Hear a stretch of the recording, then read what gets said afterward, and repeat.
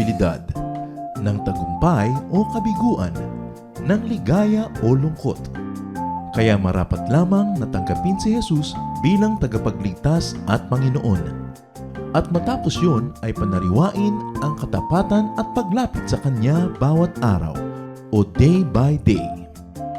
Ang day by day ay naglalayong umalalay sa pang-araw-araw na pamumuhay. Narito po si Kuya Ed Lapis sa mensaheng pinamagatang Relax, you have hidden wealth.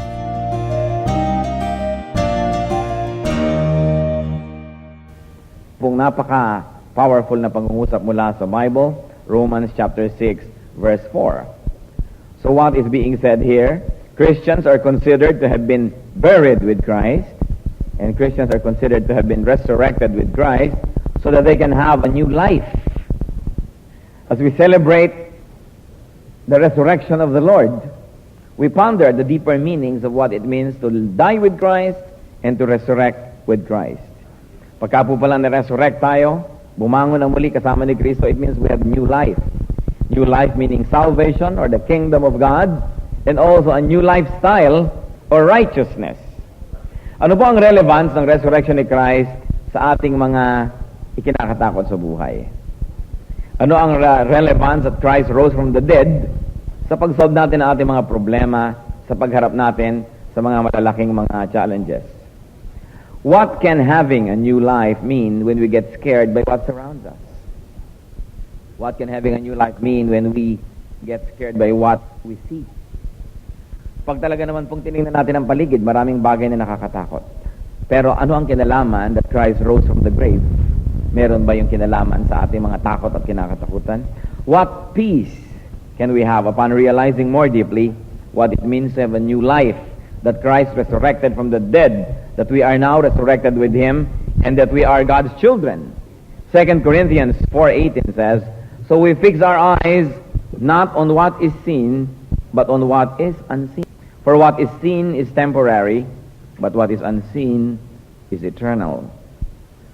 Ang kabaligtaran noon, ang nagbibigay sa atin ng takot. We focus on what is seen. Wala tayong tinititigan kundi yung nakikita, natatakot tuloy tayo. Samantala ang sabi ng scripture, ang titigan ay yung hindi nakikita. Pero ang tanong, paano makikita ang hindi nakikita? How can God's people have peace in spite of what they see? Ang atin pong pag-aaral to celebrate one of the meanings of Christ's resurrection, relax, you have hidden wealth. Ang mga anak ng Diyos, mayroong hidden wealth, or maybe we can say, God's many unseen provisions. Panginoong Diyos, kami po'y lumalapit sa inyo, tumihingi ng patnubay, na sa aming pagbubulay-bulay na yung salita, ay kasihan niyo po kami, Panginoon, ng iyong presensya. Samahan niyo nga po kami at nawangin niyo pong karunungan na imapa sa amin, maski man lang bahagi nito, at nang sa gayon maunawaan namin ng lalim at kahulugan na yung mga salita. Patuloy niyo po kaming linisin ng dugo ng iyong anak na si Jesus. Bigyan niyo kami ng kapangyarihang maunawaan ng iyong mga katuruan at sumunod sa mga ito. Lord, may you give us peace as well. Anything that will hinder your blessing. Bless our bodies. Ang mga nararamdamang mga sakit at kasakitan ay niyo pong pawiin. Bigyan kami ng ginhawa, Panginoon. Ang aming isip ay bigyan niyo po ng katahimik at kapayapaan mula sa aming mga suliranin at alalahanin, mga pangamba. At nasa gayon kami po ay lubos na makapakinig sa inyo. We reject and rebuke anything that will hinder your blessing today, and we drive away any presence of evil in the name of the Lord Jesus Christ. And we ask you, Holy Spirit, please lead us, please teach us. Glory to you, Father, in the name of Jesus Christ, our Lord and Savior. Meron pong isang kasaysayan sa Biblia na makakapagbigay ng napakalaking kalakasan sa atin to relax because we have hidden wealth. The king of Aram was at war with Israel. Elisha was the prophet at the time, and he kept warning the king of Israel about King Aram's plans and moves. In other words, itong kalaban na hari ng Israel ay hindi na makapanalo sapagkat lahat ng plano niya ay nabubunyag dito sa prophet na si Elisha at sinasabi naman ni Elisha sa hari ng Israel. Therefore, the king of Aram was always frustrated. Let us read portions of that story. 2 Kings chapter 6, verses 11 to 14. This enraged the king of Aram. He summoned his officers and demanded of them, Will you not tell me which of us is on the side of the king of Israel? None of us, my lord the king, said one of his officers. But Shah, the prophet who is in Israel, tells the king of Israel the very words you speak in your bedroom. Go, find out where he is, the king ordered, so I can send men and capture him. The report came back. He is in Dothan. Then he sent horses and chariots and a strong force there. They went by night and surrounded the city. Nagtataka ang hari ng Aram, bakit wala na silang galaw na hindi alam ng Israel? Ang mga plano nila ay lagi nilang nabibigo, parang alam na alam ng kalaban. At sabi niya, umami na nga kayo kung sino sa inyo dito ang nagbubunyag ng lihim natin. Bakit lahat ng plano natin ay nalalaman ng hari ng Israel? Sabi na kanyang mga tauhan, wala po sa amin nagtataksil sa inyo. Pero ang propetang si Elisha, nalalaman niya, pati ang mga salitang binibigkas niya sa loob ng inyong silid tulugan. Siya ang nagsasabi sa hari ng Israel kung anong lahat ng balak natin, kaya tayo hindi makapanalo. Sabi niya, bueno, alamin niyo kung nasaan yan at nang maipadakip, ipapahuli ko, magpapadala ko na isang malaking puwersa at nang siya ay mahuli. Nakakatakot kung iisipin. So the hidden wealth of God's children is what we're going to discuss based on this story. One of our hidden wealths are angels. Angels. Lumingali nga kayo at baka may katabi kayo. Kasi unseen. Ituloy natin ang istorya, 2 Kings 6:15 to 17. When the servant of the man of God got up and went out early the next morning, an army with horses and chariots had surrounded the city. Oh, whom I will do? The servant asked. Don't be afraid, the prophet answered. Those who are with us are more than those who are with them. And Elisha prayed, O Lord, open his eyes so he may see. Then the Lord opened the servant's eyes, and he looked and saw the hills full of horses and chariots of fire all around Elisha. So, nagpadala ang king of Aram ng napakalaking grupo ng mga hukbo at pinaligiran nila ang buong lungsod. Marahil ang lungsod po ay parang valley surrounded by hills. Kaya pagising ng katulong na lalaki, nitong propeta ng Diyos, pagtingin niya sa paligid ay siya sobrang natakot. Sapagkat nakapaligid sa kabayuhan, mga hukbo, napakarami. At siya sobrang natakot. Sabi naman itong si Elisha, huwag kang matakot. Lord, pakibuksan niyo nga ang mata nito at nang makita niya ang hindi niya nakikita ngayon. At dininig ng Diyos ang dalangin, nakita bigla ng katulong na lalaki. Kung may nakapaligid sa kanilang mga kabayuhang kalaban, meron namang nakapaligid dito sa loob sa kanila ng mga chariots of fire. Napakaraming mga anghel. May mga nag-aapoy-apoy pa, kaya pala hindi makasugod-sugod yung mga kalaban. Meron silang proteksyong nakapaligid sa kanila. So that is one of our hidden wealth, Christian, children of God, angels. That if He wills, God sends angels to help His people. Angels even come as worshipers. Kaya sabi ko sa inyo, luminga-linga kayo at baka may makita kayo kasi talagang may mga anghel na sumasama sa tao sa pagsamba. Kaya nga si Paul ay binalaan niya ang mga babae sa Korinto na maging maingat sa kanilang pananamit. Sabi niya, alang-alang sa mga anghel. Hindi lang mga tao ang kasama natin, may mga anghel din. Kailangang igalang din ang kanilang presensya. At kung ano man ang ibig sabihin ng alang-alang sa mga anghel, ay kailangan daw maging maingat sa pananamit yung kababaihan. Angels present themselves as humans, as strangers, as guests. Kaya sabi sa Hebrews 13 verse 2, do not forget to entertain strangers, for by so doing, some people have entertained angels without knowing it. So mahalaga pong isipin natin na hindi tayo naman nag-iisa. Napasasamahan tayo ng Diyos sa mga anghel. Kaya dapat hindi puro takot na lang. Natatakot tayo kasi ang ating laging tinititigan yung nakikita. Nalilimutan natin na maraming hindi nakikita. At yon ay galing sa Panginoon. However, brothers and sisters, huwag kayong makikipag-usap sa anghel. Huwag kayong mananalangin sa anghel at huwag kayong mag-uutos sa anghel. Ang kausapin nyo, Diyos. Follow the chain of command. Kaya halimbawa nasa bahay kayo ng may bahay, meron dong katulong, meron dong mga tauhan, huwag kayo doon diretso humihingi ng kakainin, ng inumin, o kung ano-ano man, sabihin nyo doon sa kanyang amo. At yung amo ang kakausap sa kanya namang mga tauhan, chain of command. Mamaya nakikialam na pala kayo. So, ganun din, may chain of command. The angels take their commands from God, not from people. Kaya huwag na lang natin silang kausapin. Ang kausapin natin, Diyos, they take their orders from Jesus, from the Lord. So, pray to God. Respect the chain of command. So, Christians, what is your first hidden wealth? Angels. Huwag niyong kakalimutan yon para hindi kayo lagi matatakutin. Lagi na lang kinakabahan.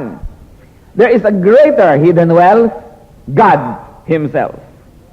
God is our hidden wealth. Matthew 6:6, but when you pray, go into your room, close the door, and pray to your Father who is church, unseen. God is unseen, but it doesn't mean God is not there. Kaya huwag kinakabahan. God, though unseen, is always with us. Napakaganda ng sinabi sa Psalm 139, verses 7 to 12. Where can I go from your spirit? Where can I flee from your presence? If I go up to the heavens, you are there.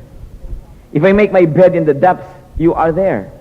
If I rise on the wings of the dawn, if I settle on the far side of the sea, even there, your hand will guide me. Your right hand will hold me fast. If I say, surely the darkness will hide me, and the light become night around me, even the darkness will not be dark to you. The night will shine like the day, for darkness is as light to you. Saan daw ako pwede magtago mula sa inyo, O Panginoon? Wala. Kahit ako sumakay doon sa mga pakpak ng bukang liwayway, hindi ko kayo mauunahan. Nandun na rin kayo pagdating ko. Kahit ako pumunta doon sa kabilang pampang ng malayong dagat, nandun pa rin kayo. Kahit ako lumusong at sumisid sa kalaliman at pusod ng dagat, naroon pa rin kayo. At kahit ako magtago sa dilim, naroon pa rin kayo. At sa inyo, ang dilim ay liwanag. Kaya mga Kristiyano, yung mga tatago-tago sa mga dilim-dilim, sulok-sulok, gilid-gilid, gumagawa ng kasalanan, huwag niyong linlangin ang sarili niyo. Dahil nandun din ang Diyos at kita rin tayo. Nandun din kuminsan si Satanas, kita ka rin. Walang naililihim. So Christians sin, but Christians sin in broad daylight. Because as far as God is concerned, there is no darkness. So, huwag kayong natakot sa dilim.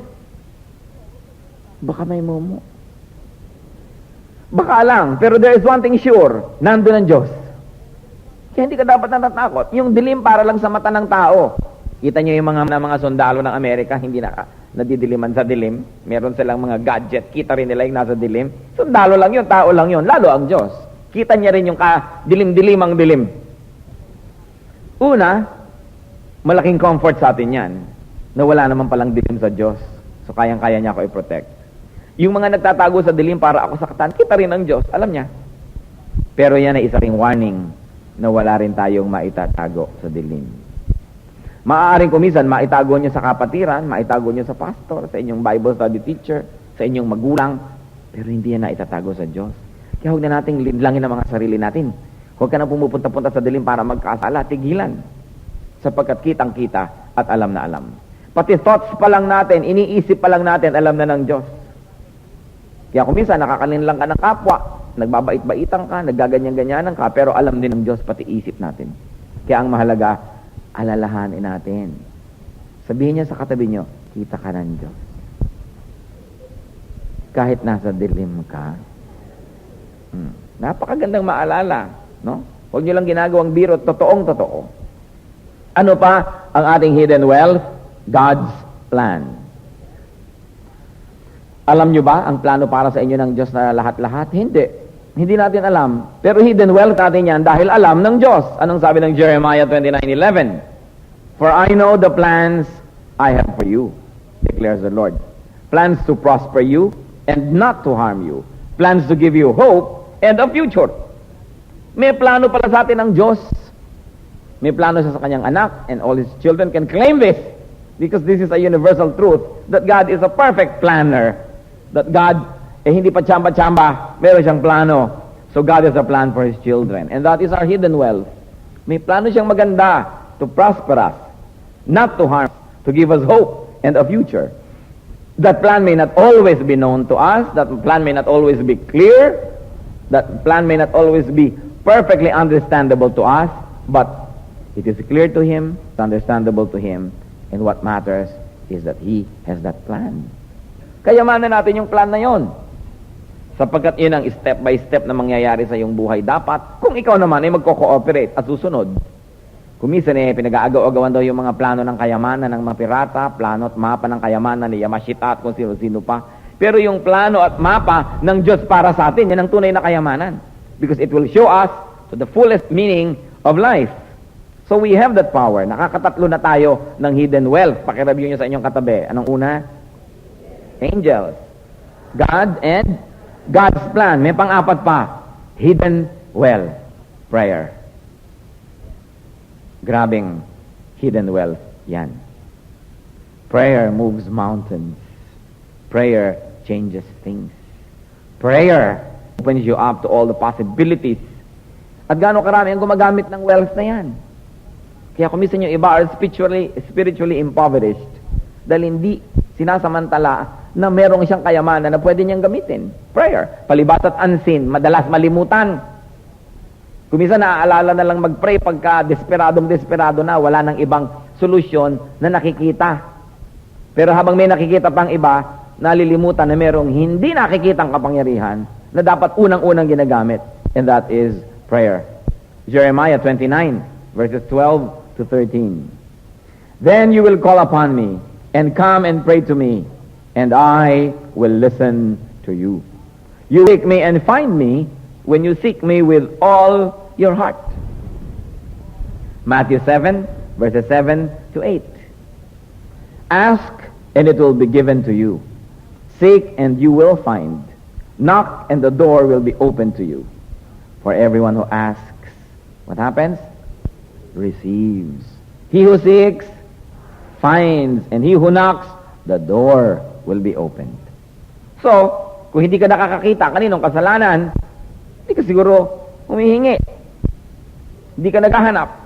Kasi sabi, ang humihingi binibigyan. Ang naghahanap, nakakakita. Ang kumakatok, pinagbubuksan. Ngayon, kung sinasabi natin, ginagawa ko lahat yan, ba't hindi mangyari? Well, hindi pa siguro nangyayari dahil sa timing. Pero abangan mo. O kaya suriin ang sarili dahil baka mali ang mga motibo.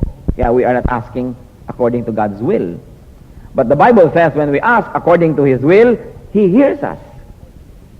Kaya kasama po ng isang matinong prayer, yung alin natin ang kalooban ng Diyos. Kilalanin natin siya sa pamamagitan ng kanyang salita. Di malalaman natin kung ano yung mga bagay na ayaw niya at gusto. Then you ask according to His will, and the Bible says He hears. Prayer is wealth. Prayer is power. Because prayer connects us to God, to the power Himself, to the wealth with a capital W Himself, who is God.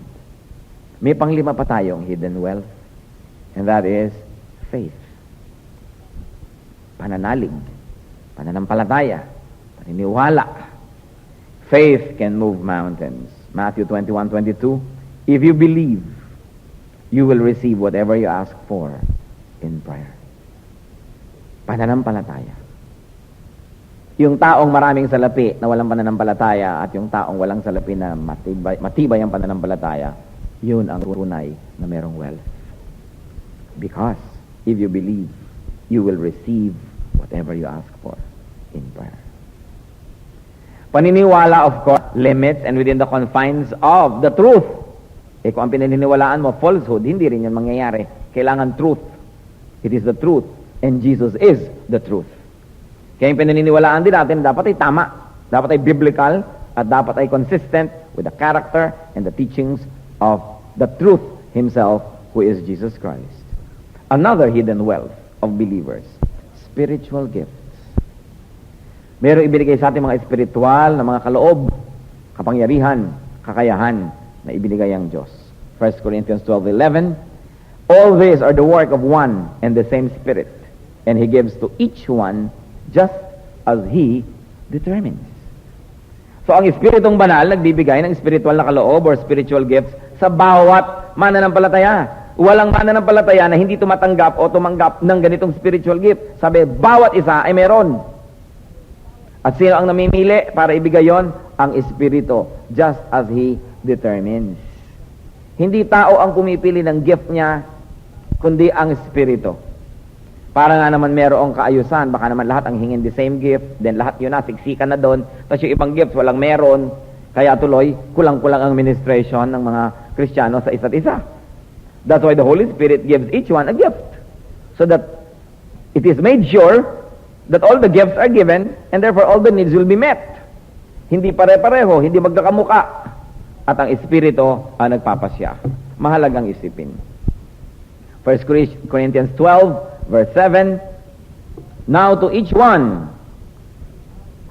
the manifestation of the Spirit is given for the common good. Bawat isa binibigyan para sa ikabubuti ng lahat. Kaya ang spiritual gift na yan, isa rin yung hidden wealth ng church.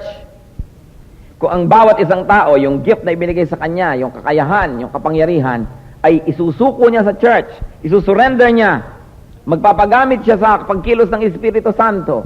Kung anong kanyang kaalaman, kagalingan, at binigay sa kanyang lahat-lahat, isinusuko niya sa church, at gagawin niya ng lahat, then all the needs of the church would be met, everybody's personal needs would be met, everybody will be enriched. Kaya ang Espiritu ang nag-iisip kung kanino yon ibibigay. At remember, para ano? Para sa ikabubuti ng lahat. Hindi lang sa ikabubuti ng isa, para sumikat ka, para kung anong mangyari, kundi para sa ikabubuti ng lahat. What other unseen wealth do you have as a child of God? Grace. Grace from God, which is really undeserved kindness. Ephesians 4:7, but to each one of us, grace has been given as Christ apportioned it. Grace unto salvation, grace unto perfection, grace for everyday life. Yung bang binibigyan tayo ng mga kaloob na di naman tayo karapat-dapat tumanggap. Yung tayo pinapatawad sa hindi matapos-tapos nating mga pagkakamali. Yung tayo'y tinanggap kahit pa sa ang sulok at dilim na pusali tayo hinugot. Tinatanggap tayo ng Diyos. That is wealth. Nakita niyo yung ating Vice President, pinalaya sa luncheon dahil sabi daw ng Mexican authorities, wala po kayo sa listahan ng dapat umupo dito. Matapos nilang imbitahin ang sarili nating Vice President, ay sinabing, hindi po kayo karapat-dapat umupo. Wala sa listahan. So, hindi dapat. Pero tayo, inilista ng Diyos ang ating pangalan sa kanyang Book of Life. Nung tinanggap natin si Jesus bilang Panginoon at tagapagligtas. Grace. Karapat-dapat ka na yung umupo doon sa kainan, sa bangkwete ng Diyos, dahil nakalista ang iyong pangalan. Of course, nagkamali lang yung mga Mexican officials dyan. No? Dahil inimbita naman talaga nila yung representative ng ating Pangulo. Tapos ngayon, nung nandun na, pinapaalis nila. Pero hindi yun mangyayari sa mga anak ng Diyos. Are you sure now that your name is written in heaven? That's important. Dahil walang mga Meksikano at Meksikana na pabaya na magsasabing wala po kayo sa listahan. Pag dumating mga anghel, alam nila nakalista kayo, welcome. That is wealth. Ano pa ang wealth natin? Heavenly inheritance. Yung mamanahin natin sa Diyos. Alam niyo yung mga minamanang mabubuting bagay? Many of them we do not deserve. Only because God is so gracious. Matthew 25:34. Then the king will say to those on his right, come, you who are blessed by my Father. Take your inheritance, the kingdom prepared for you since the creation of the world. Kayo palang nakaupo dyan. May naghihintay pala sa inyong kaharian ng Diyos na noong pa man, hinanda na. Sabihin nyo nga sa katabi nyo, ikaw na nakaupo dyan. May naghihintay pala sa iyong kingdom. Ha? So, ba't ganyan ang itsura mo? Diba? Bakit ka malungkot? Bakit ka walang pag-asa? Bakit ka parang natatakot? May nag-aantay pala sa iyong pagkaming kayamanang inihanda ng Diyos noong pa man. Inihanda niya para sa kanyang mga anak. A heavenly inheritance. Behave like you are going to inherit great wealth because you will. Napakahalaga na kilala natin kung sino tayo, sino ang ating magulang, ang Diyos sa langit. Hindi yung nagbe-behave tayo na nagpapaka-chip-chip kung minsan. Nalilimutan mong anak ka ng Diyos. Nalilimutan mong dapat lagi kang may dignity. Hindi ka dapat tatanghod-tanghod sa iba. Hindi ka susunod-sunod, bubuntot-buntot, lumilimos-limos ng konting pag-ibig.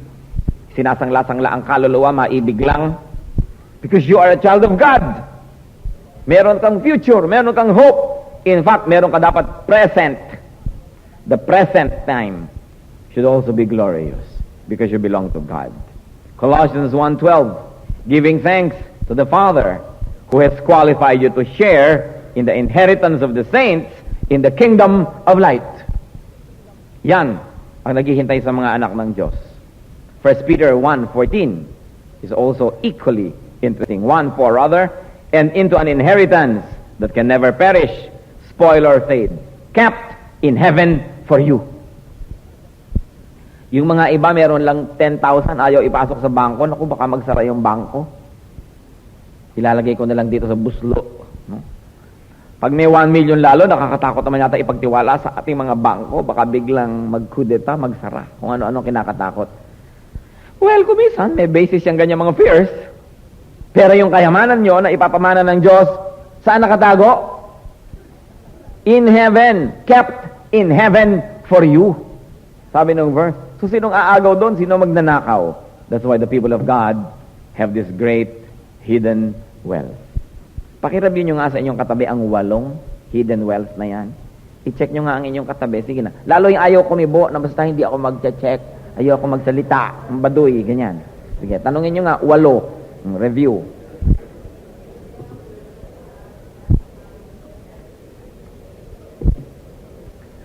Yan, may ka-review kayo. Kaya mabuti may katabi. Dapat pag nakikig-worship may katabi kayo. Kung hindi, may tatabi sa inyo dyan. Mabuti ng mabuti kung anghel ng Diyos ang tumatabi. No? Kailangan nakikitabi tayo sa kapwa para may ka-review rin kayo. Kuminsan naman, uupo na lang kayo, kaya layo-layo pa ng mga tao. Paano kayo makikifellowship? Kulang na lang maglakad kayong barbed wire. Ba't di kayo magdalang barbed wire? Huwag niyo akong lapitan. We have to fellowship with one another. Kuminsan, positioning pa lang ng sarili, nalalaman mo na kung willing ka ba o gusto mo makipag-fellowship or not. No? Mahalaga. Ngayon, pag-ingatan nyo lang, baka may katabi kayong mandurukot. Hindi ako nagbibiro, madalas may nagsasamantala sa ating pagtitiwala. Pag magpe-pray kayo mga kapatid, yakapin yung bag nyo. Lalo't mahilig kayong pumikit, mataimtim, yan, sinasalisihan tayo ng mga anak ng kadiliman na dapat ay tamaan ng kidlat, pero huwag naman mamatay, mag-ground lang ng konti para magsisi. Dahil sa church, marami pong nagnanakaw. Kasi akala nyo, lahat ng katabi nyo, anak ng Diyos, tiwalang-tiwala kayo. Pinagsasamantalahan tayo. But, it's all right and it's beautiful to connect to one another because we have great hidden wealth and we are all equally wealthy in the eyes of God dahil sa kanyang ipapamana sa atin. So God's people must never think and behave as if they were poor. Huwag kayong kikilos-kilos sa parang mahirap, parang mahina, parang helpless, parang kawawa. Hindi bagay sa mga anak ng Diyos na mukhang kawawa ang itsura. Yung posture pa lamang ay kulang na lang na pardon me for living. Kailangan yung, thank you Lord.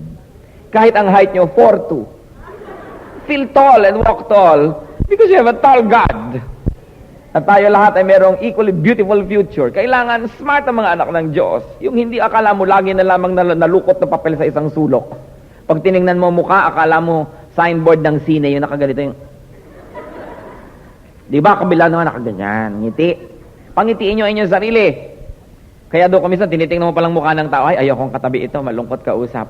Kasi nakaganon. Alam nyo ka ba nakaganon? Kasi si Mangot, ng ilang taon, bumaba na talaga ang muscle ng face. Pero kung ngiti kayo ng ngiti, napapataas yan. Kaya ang symbol ng kaligayahan, hindi ba, ng pelikula, nakaganon, at yung kalungkutan, nakaganyan. Mata nyo man, kung nakaganyan, hindi ba, mukha namang kaya lungkot-lungkot ng buhay. Pero kung lagi kasi kayong masaya, ngumingiti, napapataas talaga yung sulok na yun. Namamasahe ng inyong ngiti ang inyong mukha. That's why yan ang pinakamagandang facial, ngiti. Ngitian nyo nga katabi nyo, practice. O yung iba, ganyan na nga. Basta hindi ako ngingiti. Ayaw ka. Naku, kakainin kayo ng silyang inuupan nyo. Mahalaga. Meron tayong future. Relax. You have hidden wealth. And you know that wealth is not only available to you in the next life. It has already begun to be available to you now. Beautiful. Kaya lang, para kayong may alam, malaking account sa bangko, hindi nyo alam, nalilimutan nyo, tapos namumuhay kayong kahirap-hirap, hindi kayo mag-withdraw. We have a lot of hidden wealth. We have so much reason to be happy and to be secure. First of all, you have angels that minister to you. Then you have God. What else do we have? We have God's plan. And then you have prayer. You have faith. You have spiritual gifts. You have grace. And you have heavenly inheritance. Sabihin niyo sa akin kung bakit pa kayo dapat malungkot. Kahit kayo walang nobyo. Kahit kayo walang love life. Walang umaagos. E di naghihirap nga kayo sa buhay. Alam niyo ba na ang biyaya ng Diyos, meron ding inaagusan, may daan, kailangan na doon kayo manirahan sa gilid nun, sa pampang ng ilog ng pagpapala. Bakit? Sabi, you are like, a plant by the rivers, by streams of water. Your leaves do not wither. You always bear fruits in season. And even blessings in life, even material blessings, mga kapatid, hanapin nyo, meron talagang dinadaanan, dun kayo umistasyon. Para lagi kayong madaanan. Kung ang ginagawa nyo sa buhay, hindi nagkiklik, lahat na lang ng inyong pagsisika para makaahon na hindi nagkiklik, ibig sabihin, nasa maling lugar kayo, mag-isip-isip kayo. At yung lugar na yan ay hindi lang physical place, it is sometimes a state of mind, an attitude, work ethic, lahat-lahat na. God's plan for us is to give us hope in the future, to prosper us. If it's not happening to you, something is wrong. Kailangan hanapin nyo yon, magbago-bago ng style. Hindi na nga nagwo-work yung style yan, hindi pa pinapalitan.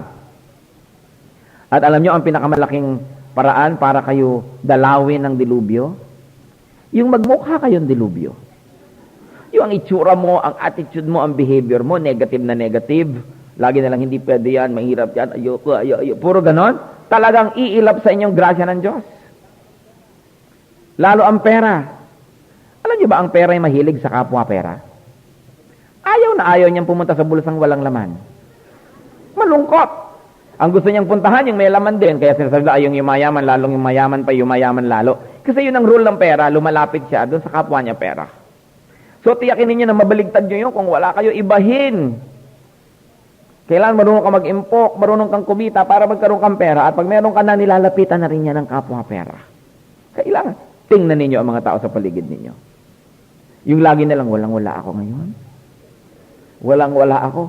Kahit meron kumisan, ganun ang ganun, baka mautangan eh. No? Walang-wala ako. Nagkakatotoo, nawawala nga. Kailangan, kung may blessing si Lord, meron ka ba ngayon? Oo, talaga ang salamat sa Diyos, very prosperous, pero kang uutang nga.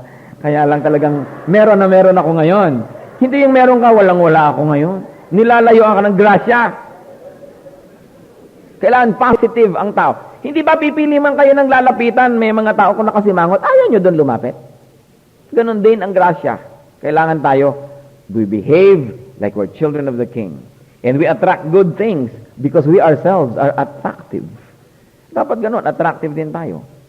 Put your hidden wealth to use.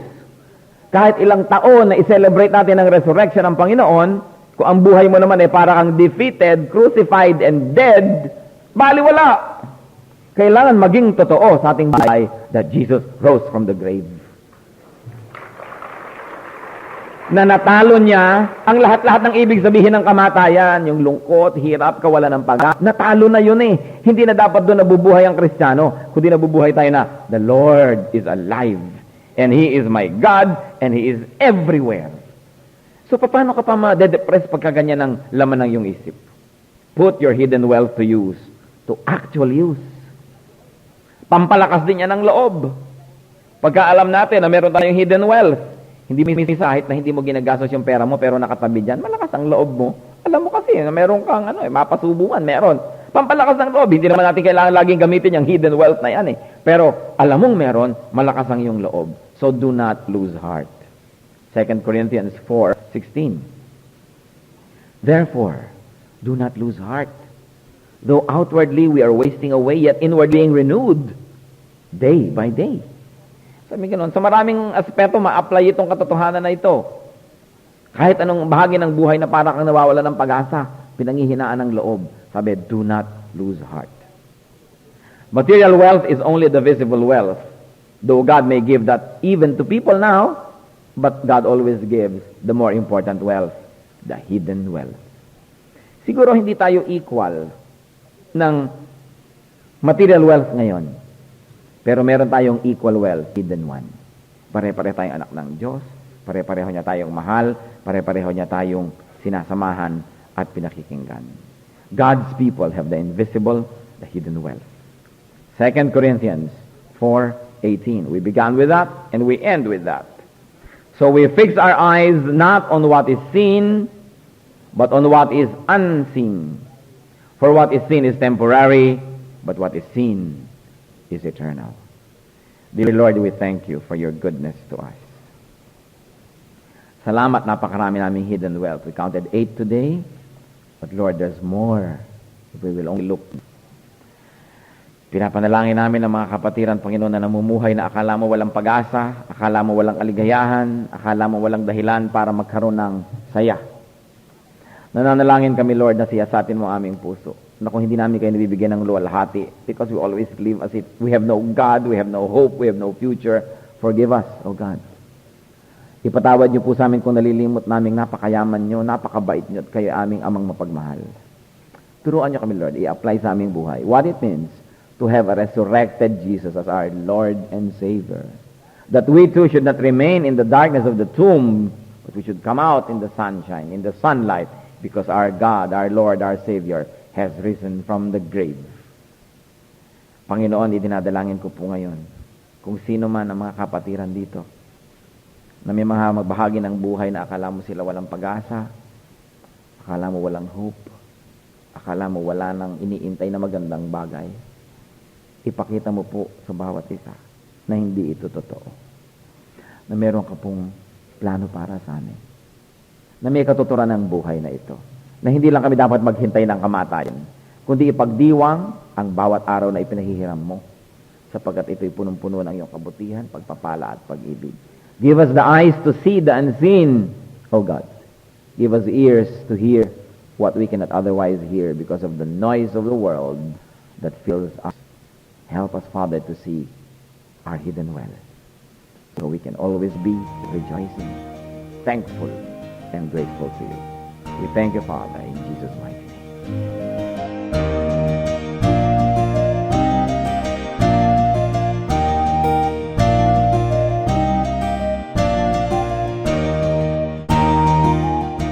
Ang katatapos pong mensahe ni Kuya Ed Lapis ay pinamagatang Relax, you have hidden wealth.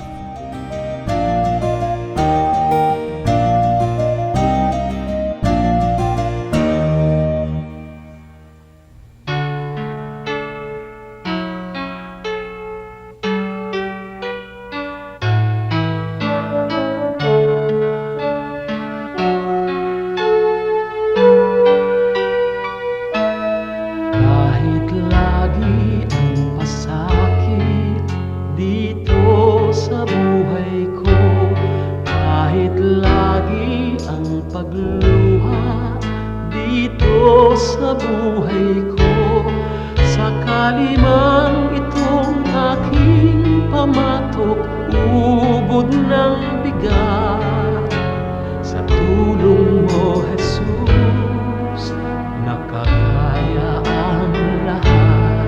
Kung sakaling ang ligaya'y di pa natagpuan, kung sakaling ang ginhawa'y di pa nakakamtan, sa piling mo, Jesus, ako ay lagi nang nakatanaw sa langit mong laan, di na mamamanglaw.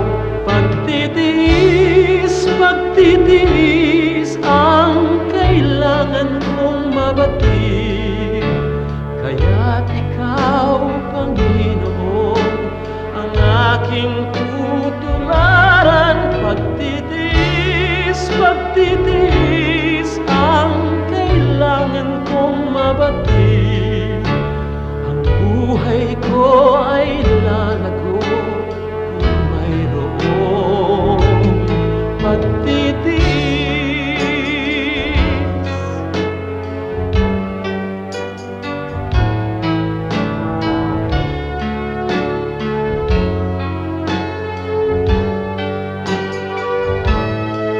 Kung sakaling ang ligaya'y di pa natagpuan, kung sakaling ang ginhawa'y di pa nakakamtan, sa piling mo, Jesus, ako ay lagi nang nakatanaw sa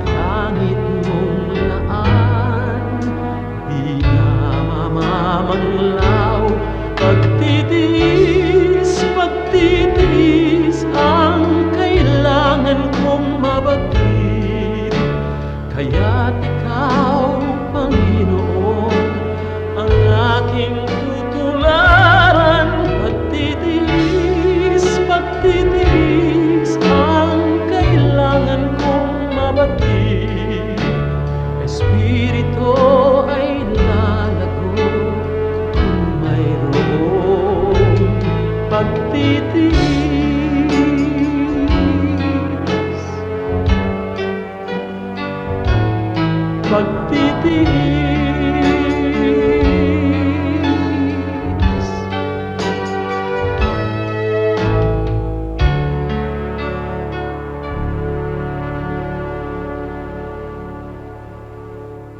Napakarami pong kayamanan ng ating bayan at kuminsan hindi naman karapat-dapat na magkaroon tayo ng napakaliit na pagtingin sa ating sarili. Nangyayari lang yon kung hindi natin kilala ang ating nakaraan, hindi natin kilala ang mga kayamanan ng ating bayan na nagpapaganda sa atin pong lahi. Kaya naman dapat nating kilalanin ang nakaraan, ang kasaysayan, at ang mayayamang mga pamana sa atin ng ating mga ninuno. Ang mga hiyas po ng ating lahi, ang mga kayamanan ng ating bayan ay binubuo ng maraming bagay. At isa na rito ang musika. Ang musika ay salita daw ng kaluluwa. Ang musika ay napakabisang paraan upang ipahayag ang ating damdamin, ang ating mga pangarap at ang ating mga pagpapahalaga. Sa Pilipinas po, ang musika ay paraan ng pagpapahayag ng mga espiritual na bagay. Ang mga Pilipino kapag gumagawa ng musika kadalasan ay upang sumamba. Kaya tayong mga Pilipinong Kristiyano ay dapat lamang na mag-aral ng mga tugtog ng ating bayan at gamitin naman natin ito sa pagsamba sa Panginoong Hesus. Dapat nang bawiin ang musika ng Pilipinas mula sa kung ano-anong mga paggamit na hindi ayon sa kalooban ng Panginoon. At ito naman ay dapat ialay sa paanan ni Jesus upang lalong makadagdag sa marami, makulay at magagandang paraan ng pagpapahayag natin ng ating pananampalataya. Ang musika ng bayan, hiyas ng lahi, hiyas ng bayan. Narito at ating pakinggan ang mambayo, mga tunog ng pagbabayo ng palay na may kasamang mga awit mula sa mga kalinga.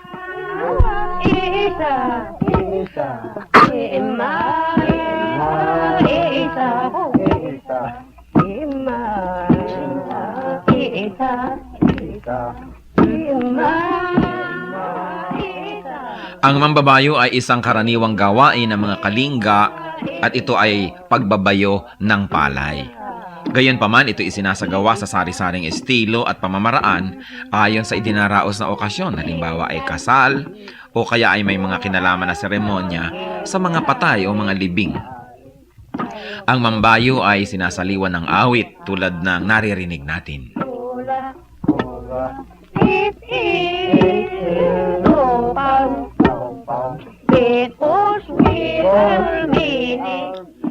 Ang sinasaliwan ng awit na pagbabayo ng palay ay ginagampanan ng 8 kababaihan at sinasagot naman ng mga kalalakihan.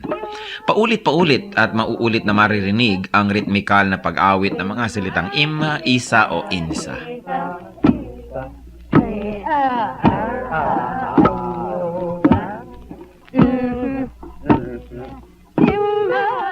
Kasabay nito ang kanilang pagbabayo. Anong ibig sabihin ng ganitong uri ng pagbabayo? Pagbabayo ng palay na hindi lamang ang dahilan o ang gustong mangyari ay makapagbayo ng palay, ito rin ay isang bigkis panlipunan. Sa pagbabayo, makikita ang tulungan, pakiramdaman, pagsasaya. At makikita natin ang pagiging dakilang mga musikero ng mga Pilipino na maging sa pagbabayo ng palay, gumagamit sila ng musika, hindi lang upang sila ay malibang at pagaanin ang trabaho, kundi patuloy na ipahayag ang kanilang nadarama. Sa mga Katagalugan at sa mga nasa kapatagan ng Luzon, uso rin ang bayuhan, lalo ang pipigan. At kadalasan, yung halo na ipinangbabayo ng pinipig, inuukit pa ang loob nun at nilalagyan ng parang bolang kahoy sa loob na habang nagbabayo, kakalog-kalog naman ang bolang ito at gumagawa na naman ng isang ritmo.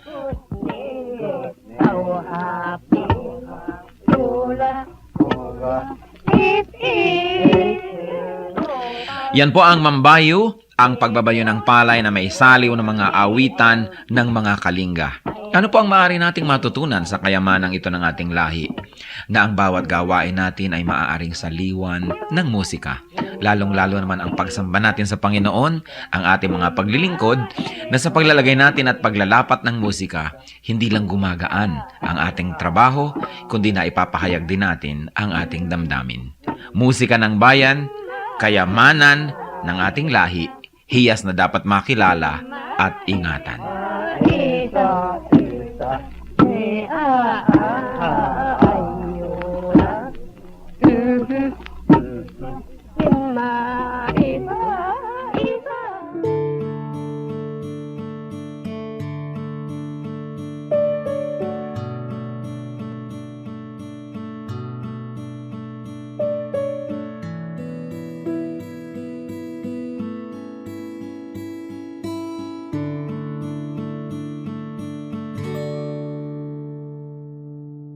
Magpakailan pa man,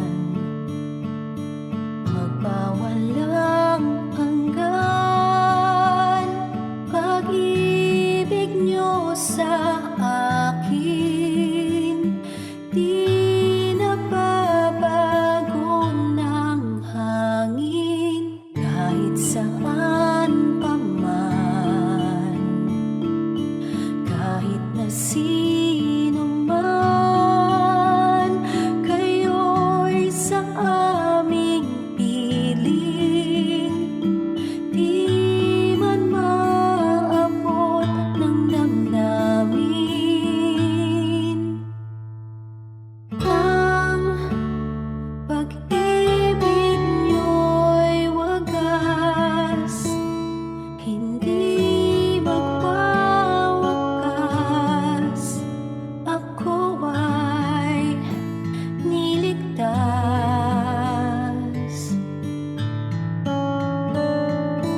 At pag-ibig niyo'y sapat, sa akin ay tapat, kahit na di ako karapat-dapat.